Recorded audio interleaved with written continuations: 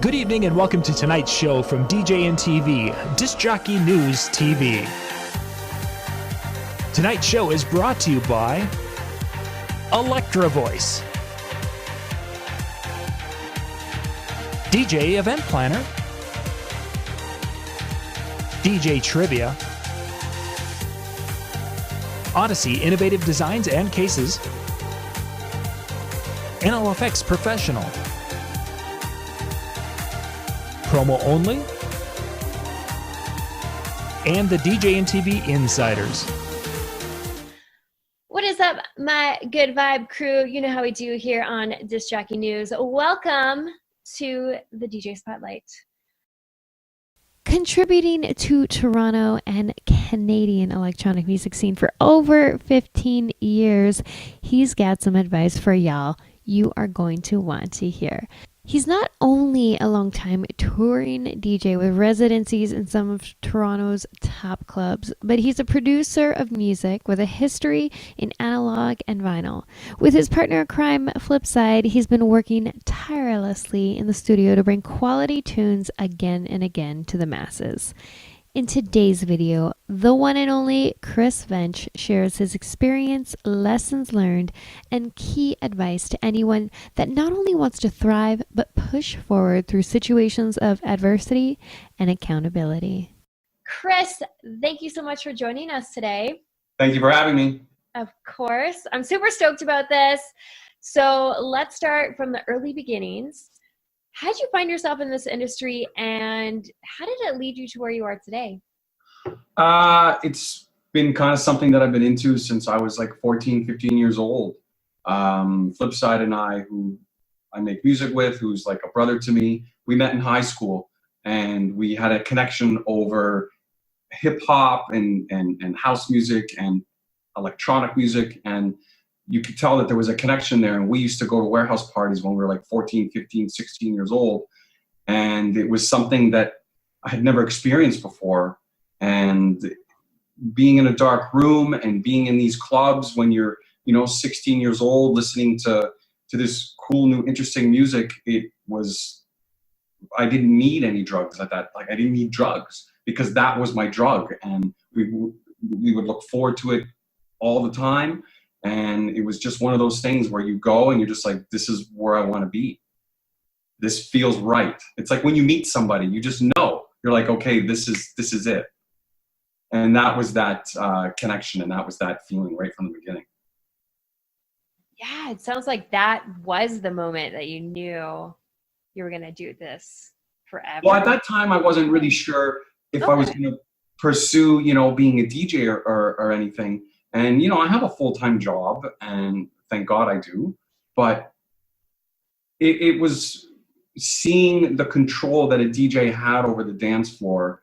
That is when I was like, okay, well, now I can be a part of this more as a punter and just like going and supporting. Now I can actually be one of those people who is, conducting things on the dance floor, making people dance, making people have a good time. And the euphoric feeling that I would get from seeing people dance and, coming on and not, to, let's say, an empty dance floor, people scattered like a high school dance. Guys are on one side, girls are on the other, kind of staring, who's going to go first? And, bringing all those people out there and making them dance. It's like a drug that you don't want to pay for because it's free, and you just get it from that energy and vibe.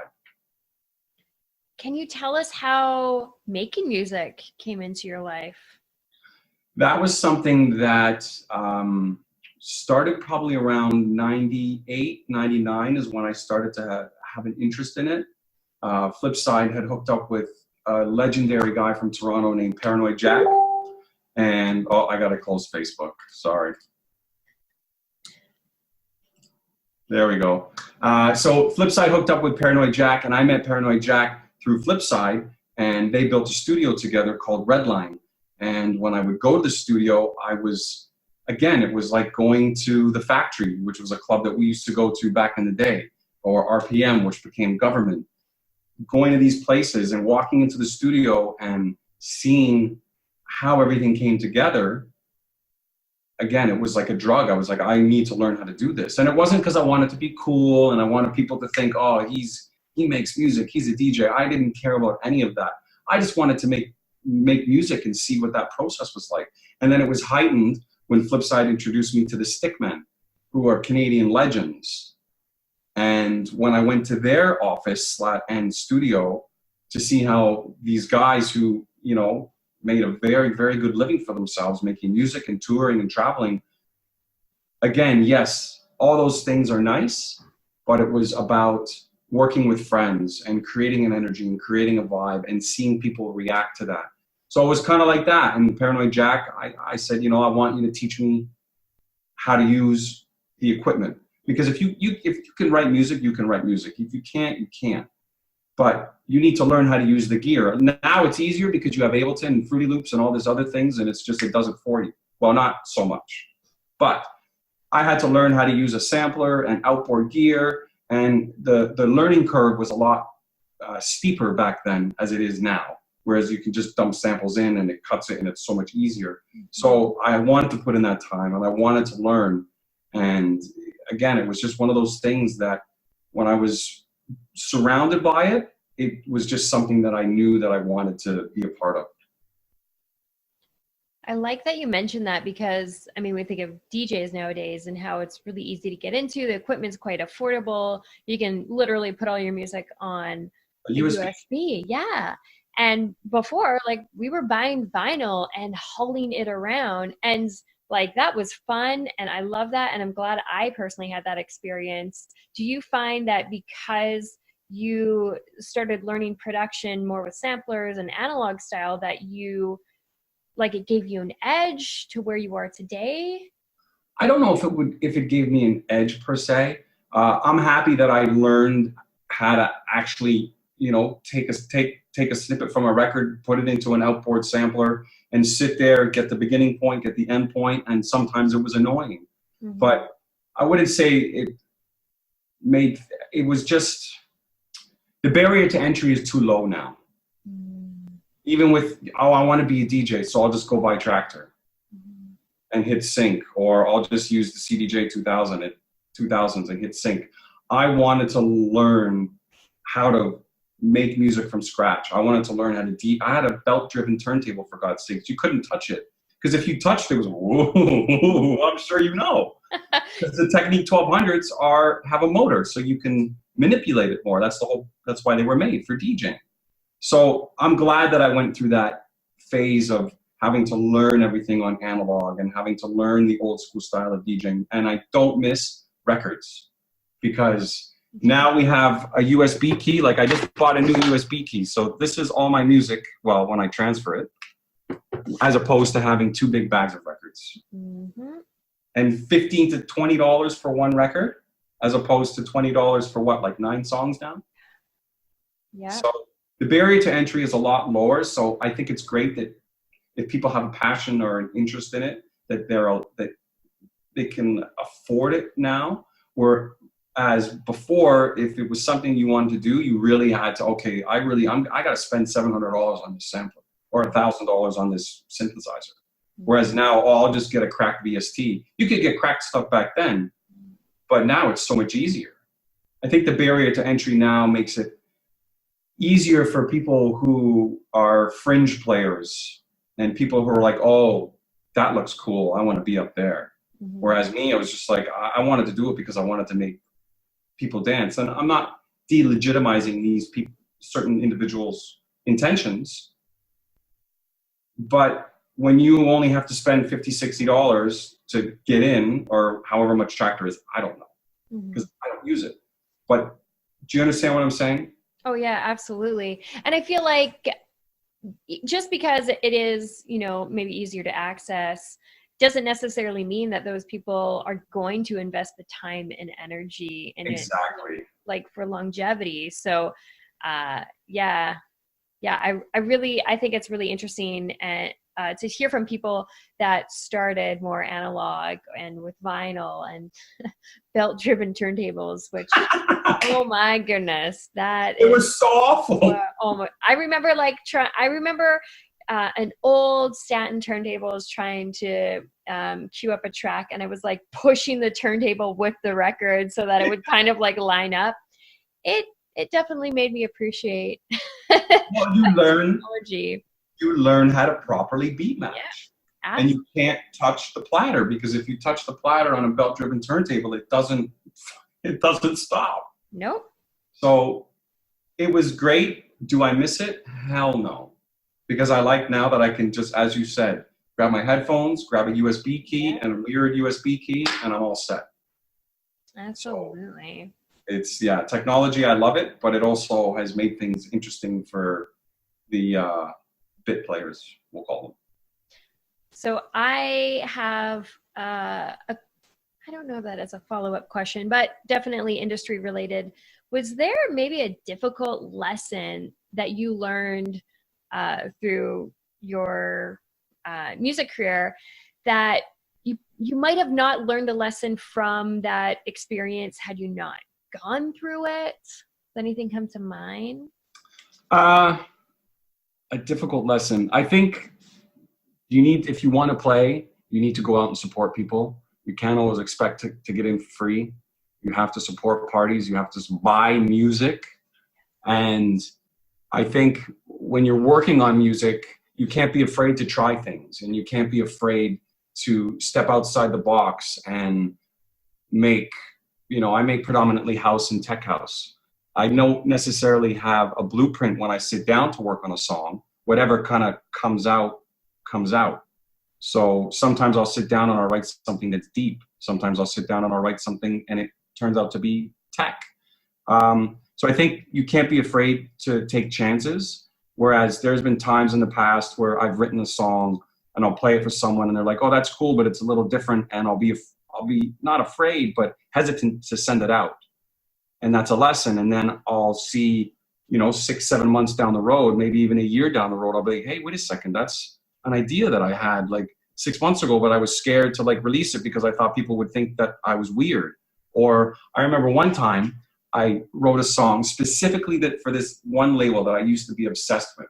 I wouldn't even listen to their music when I went record shopping. I would just see the label and I would buy it.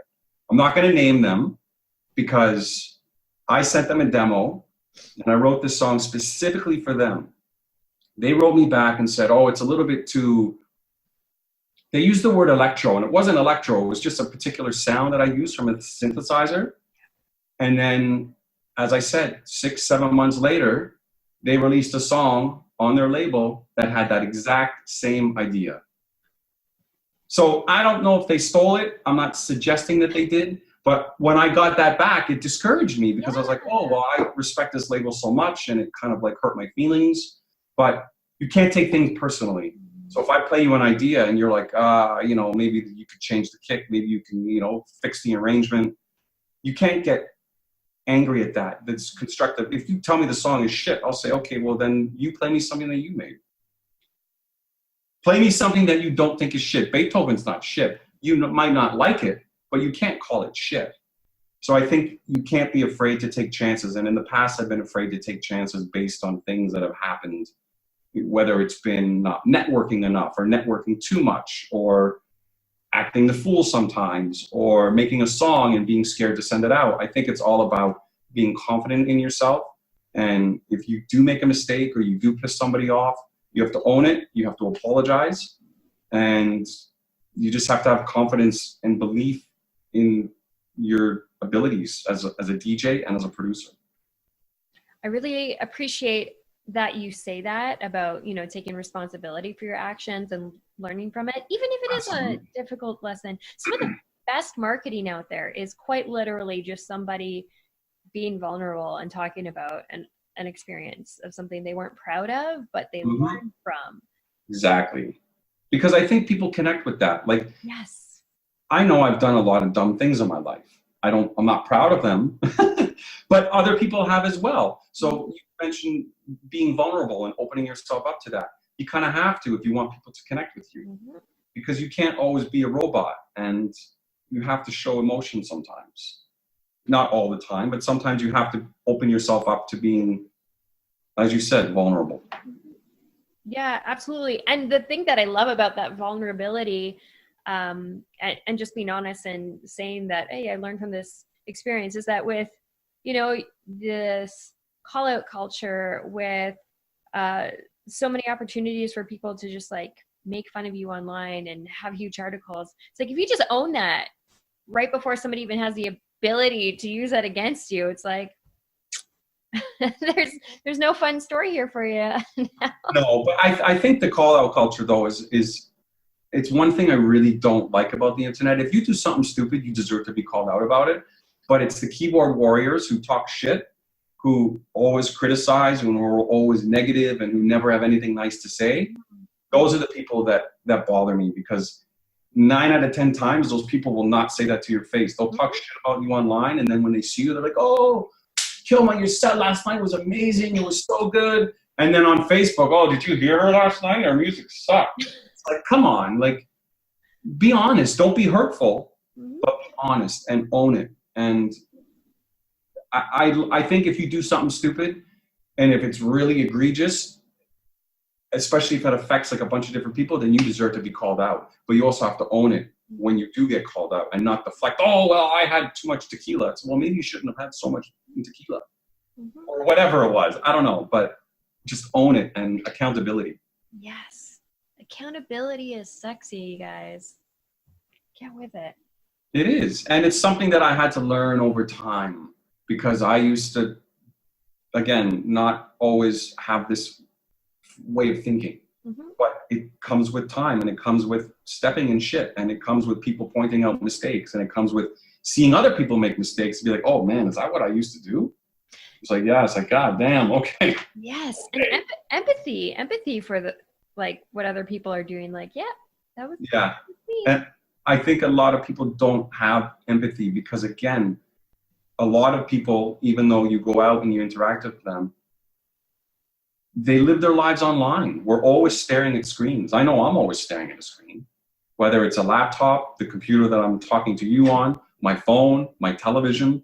We're always consuming stuff. So it's hard sometimes to be empathetic towards people when everyone, not everyone, that's a blanket statement, but so many people are crying on Facebook about their lives. It's like, don't cry on Facebook.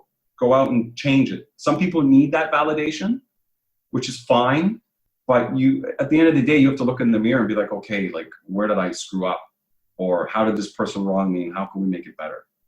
Instead of, you know, looking for validation from, you know, your 1,000 or 2,000 or whatever friends on Facebook to say, "No, you did a good job." It's like, no, you didn't.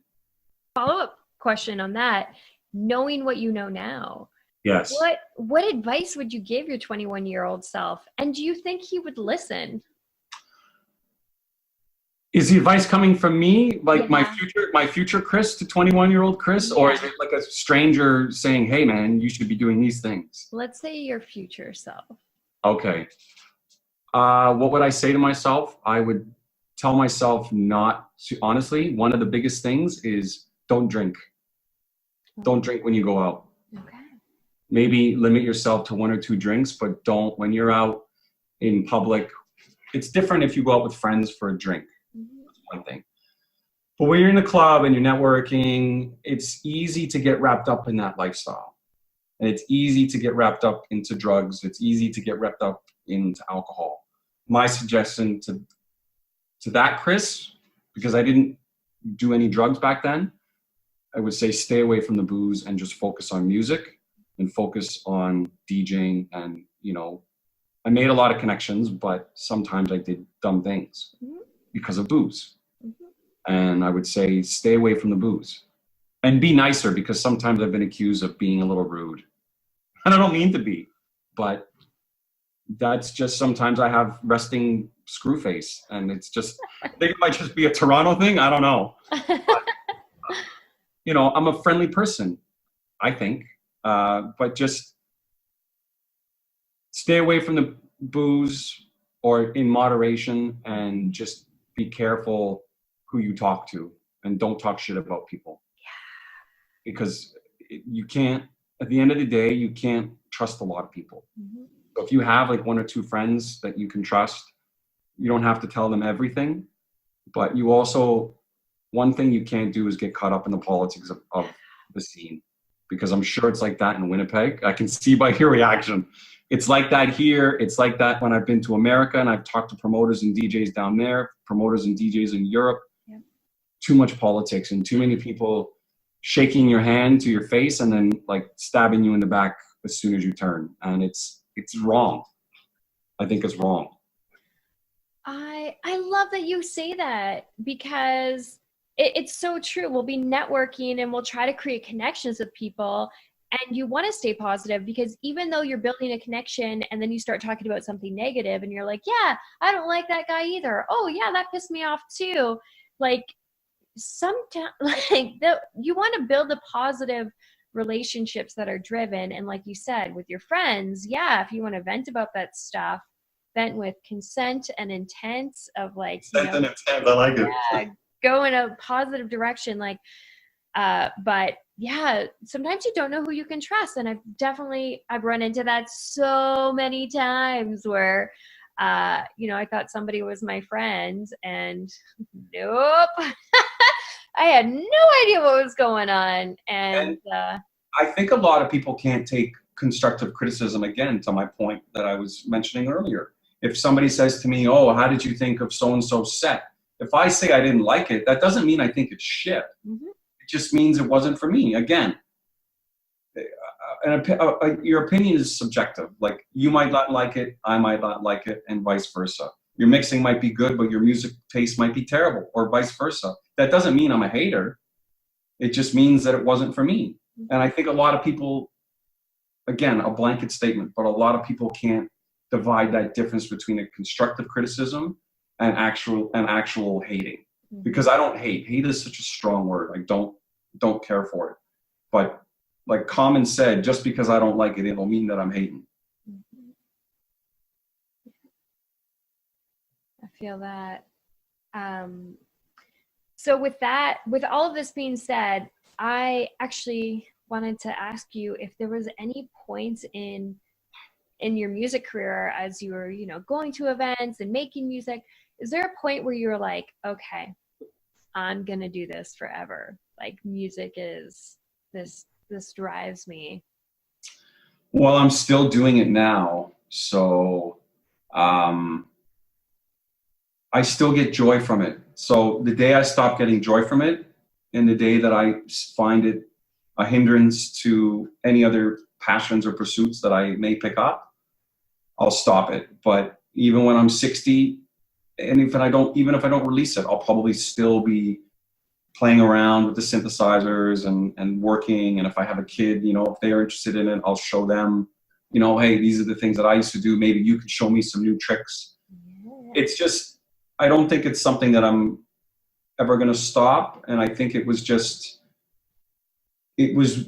born in me, as I mentioned, when I was like 14, 15, 16 years old, when I first heard like Lil Louis and, Masters at Work.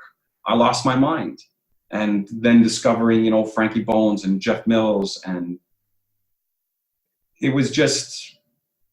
know it's something that I always want around. Again, like when you see somebody that you like, you just know, okay, I want that person in my life. And you work to make it happen. So that's what I've done with music. And if it could be a full-time thing, then I would happily embrace it. But for now, the way that we're going about it, by myself, and as well working with Flipside with our new Rovido and Nolan alias, I'm getting so much joy from it that I don't want to stop.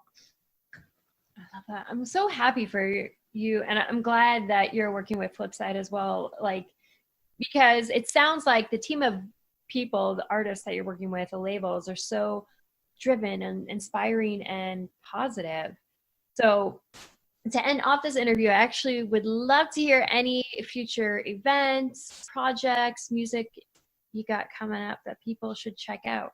Sure. So musically speaking, Flipside and I are working with an old friend of ours, St. Pete, aka Peter Wellington, but the alias that he's using for this release is Carmine. So Flipside and I are using our Rovido and Nolan alias alongside Carmine, who's a very talented musician, and we're doing an official remix for CeCe Peniston. This is hooked up from the Boomtang Boys, based out of Toronto. Their studio's actually like just down the street from where I live. So we're working on that right now, which is, fun fact, CeCe Pennison Finally was one of the first records I ever bought. So to remix her and like have her dry vocal stems on my computer it's amazing. It's like a dream come true. We also just finished a song, Flipside and I, under our Rovito Nolan alias, with Kid Enigma out of Chicago. It's called Rock Your Vibe. It's very, Flipside does a verse, Kid Enigma does a verse. It's very like Chicago Jack, like it's very, very cool. So that's coming out hopefully soon. And not working on a lot of solo stuff right now, really focusing on our Rovito Nolan brand. And we've got 4 or 5 songs in the can that are wrapped, and another like 7 or 8 that we're wrapping up, that we're just, you know, finishing, fine tuning and stuff. And yeah, working, as you said, with great labels and great people like Jerome Robbins, St. Pete, aka Peter Wellington. So I'm surrounded by a lot of really talented people. And gig-wise, we're starting a new night in Toronto at Nest called The Six. It's with Jungle Funk, and it's got lots of Toronto locals: Joey Cons, Flipside, Ms. Megs, J-Force, Demure, who's blowing up. He's part of that Sneak Purveyors of the Underground crew. I'm a House Gangster. So that launches Saturday, February 23rd. And then after that, I'm playing DeCozy's birthday party, March 9th at Nest. And beyond that, it's just studio. That's pretty much it. Work, come home, eat, studio. That sounds lovely. And hoping to come back to Winnipeg maybe this summer for Emotion Festival. Oh my gosh, yes. Or Footwork, just putting it out there. Yeah. Hear it. Right on. Oh, I'm so excited for you. I look forward to hearing more of your amazing music. I hope the nights go really well. Thank you. Yeah. For the rest of y'all that have tuned into the show today, did you hear something that really resonated with you? Maybe something that Chris experienced. You were like, hey, yep, that was me, and this is what I learned. Let us know in the comments below. And as always, make sure you don't let no one kill your vibes.